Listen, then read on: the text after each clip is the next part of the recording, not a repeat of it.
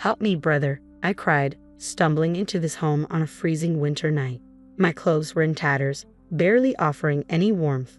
Clutching a baby tightly in my arms, I stumbled through the door, my voice breaking with desperation. My brother, taken aback by the sight of me so changed and frail, quickly took in the scene. I was clad in nothing but a torn shirt and barefoot. His eyes widened in shock as he rushed to my side, helping me inside and quickly starting to warm up the room. "What on earth happened?" he asked, his voice filled with concern as he wrapped the baby, who was sound asleep in my jacket, in a warm blanket. I could barely stop shivering. "Who did this to my precious little sister?" he muttered through clenched teeth. "Sarah, it's going to be okay now." At the sound of his soothing voice, a wave of relief washed over me, and I felt as if all my strength had drained away. "My name is Sarah. I'm a 27-year-old homemaker with a young son. I used to be a nurse until Jack, the son of the hospital director, proposed to me. Jack was kind and efficient, traits that initially drew me to him. I have a brother who is 5 years older than me.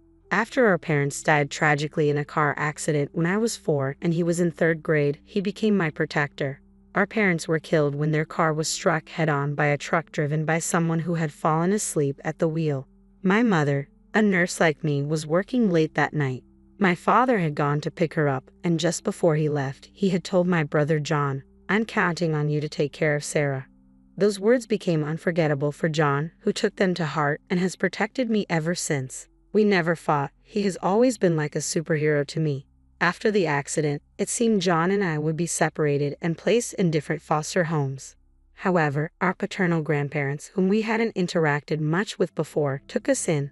When I first met our grandfather, with his white hair and bushy beard, he looked like a storybook Santa Claus.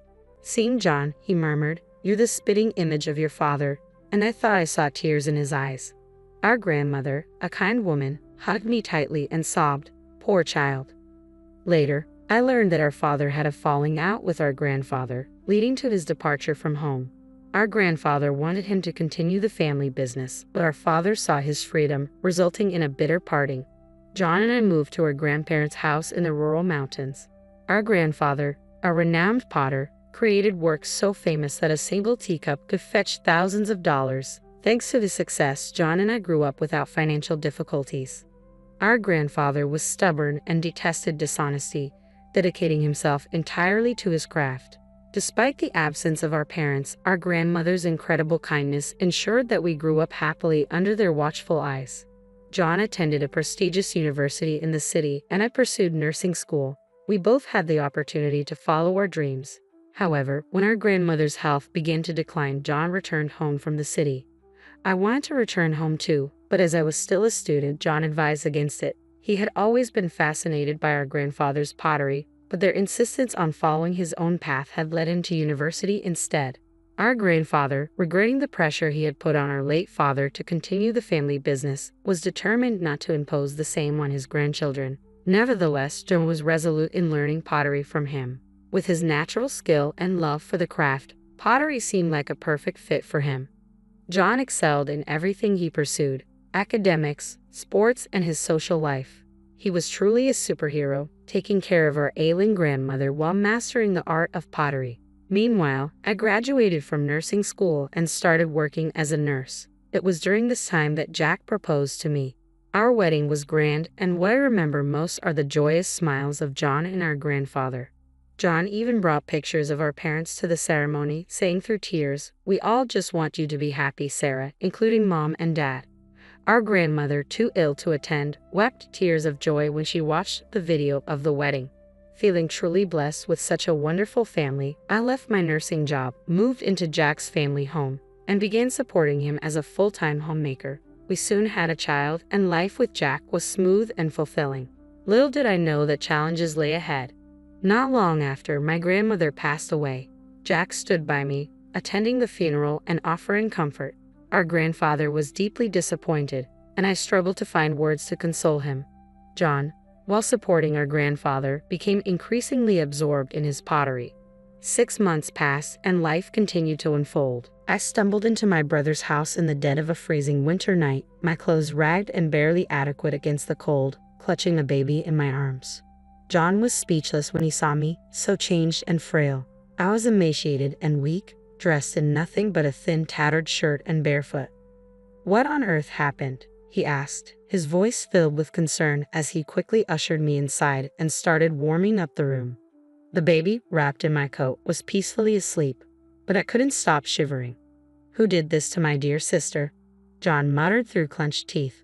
A wave of relief washed over me at the sound of his voice, as if all my strength had drained away. I didn't want to burden John or our grandfather with my troubles, but I had no choice but to explain. I began to recount the events at my in-laws' house. Jack and I had moved in with them because they insisted I rest during and after my pregnancy. My in-laws, who had both remarried, seemed like a genuinely close-knit family.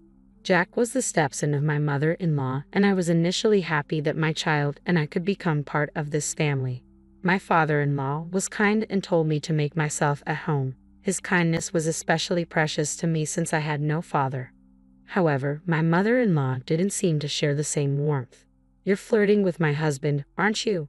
You disgusting woman," she would say, starting to harass me whenever my father-in-law wasn't around. Her taunts were cruel. "You're an uneducated child with no parents." Her abuse went beyond words. She inflicted physical harm as well.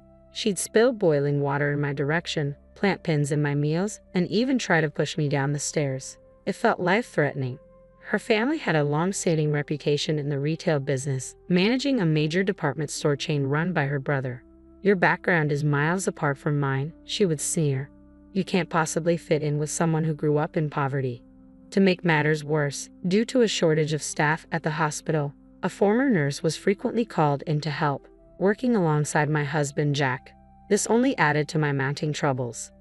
I began to notice something unsettling about Jack. Being the son of the hospital director, he often berated the nurses unreasonably. "Move quicker, you're a nurse getting paid, aren't you? Don't slack off just because my father is lenient. When I take over this hospital, I won't be so forgiving. How many times do I have to tell you to order the supplies in advance? They're not cheap, you know. Don't take running a hospital lightly." His scoldings were harsh and directed at nurses who were already working tirelessly for the patients. "Jack, don't you think that's too harsh? Everyone here is trying their best," I interjected one day. He didn't take kindly to my intervention and flew into a rage in front of the other nurses. Since that incident, Jack grew distant from me.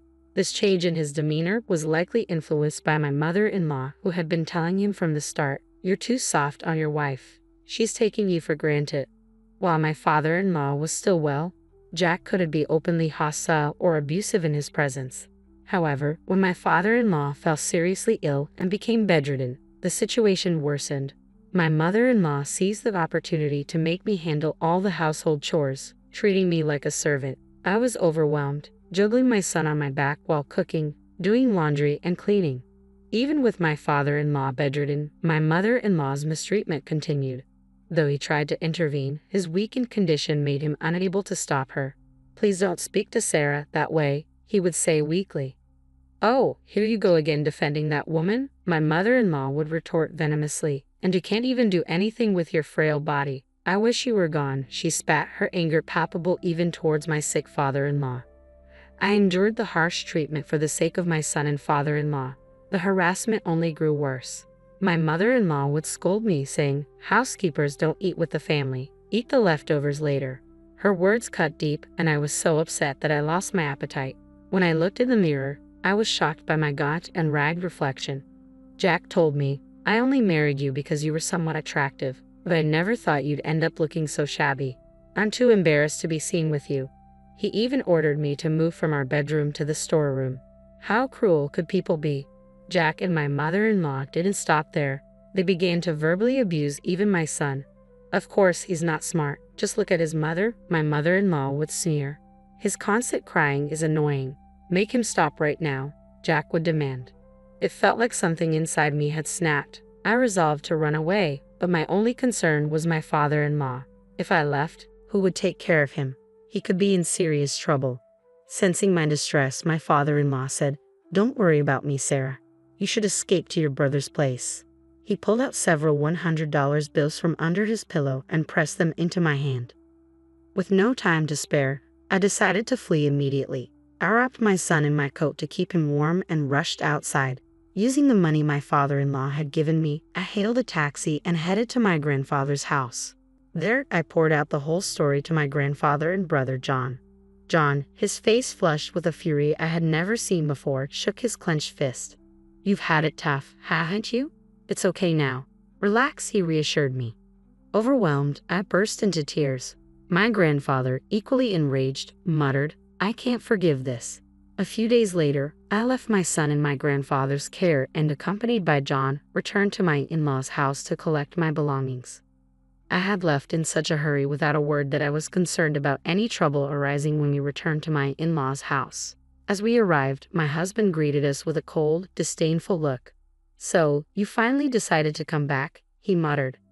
John, remaining calm, responded, "My sister is very distressed, so we'll be taking care of her for a while. We're here today to collect some of her personal belongings." My husband shot back, "I married her, so if she doesn't come back, there will be no one to handle the chores. That's a big problem for me." My mother-in-law, looking down on John, remarked, "I heard you do pottery. It must be a difficult life. Even if you take care of my daughter-in-law, it's going to be tough for you. Please send her back, it's a problem for us too."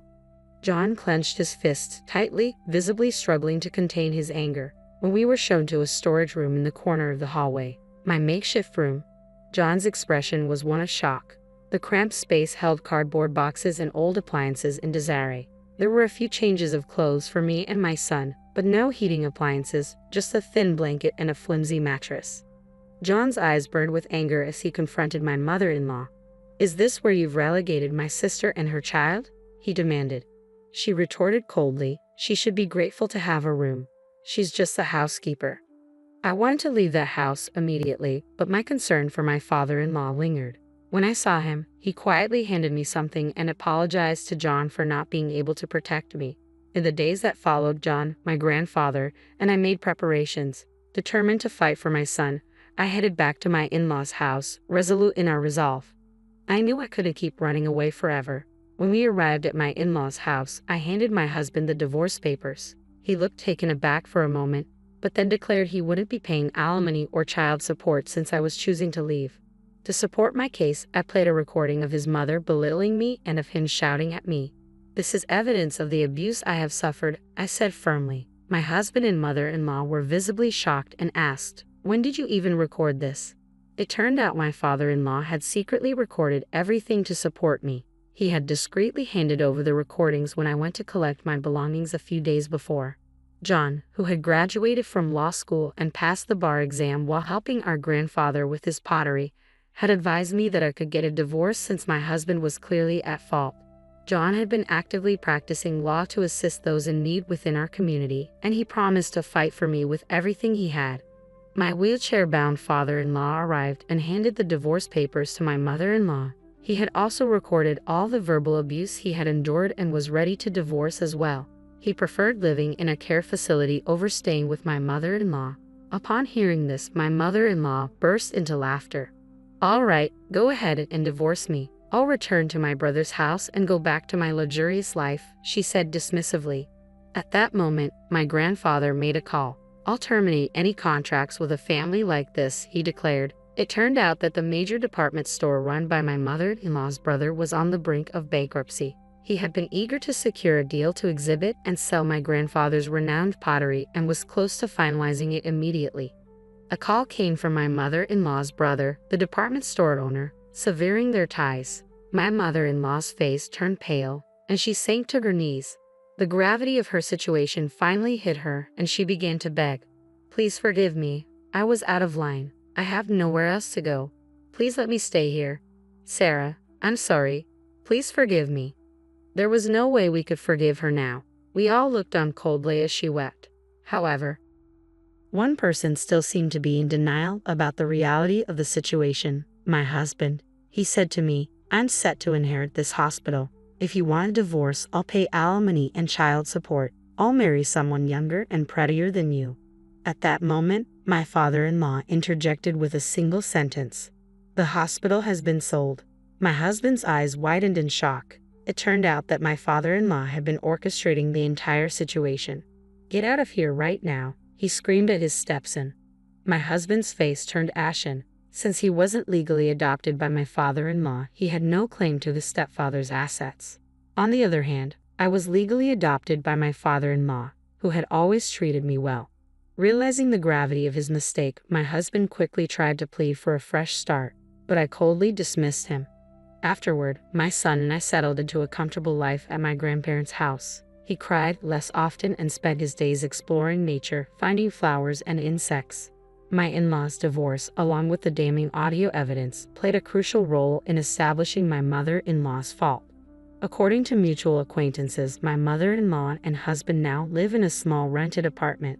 Their attempts to find new jobs have faltered, and they are struggling with part-time work, spending their days in endless quarrels, blaming each other for their plight.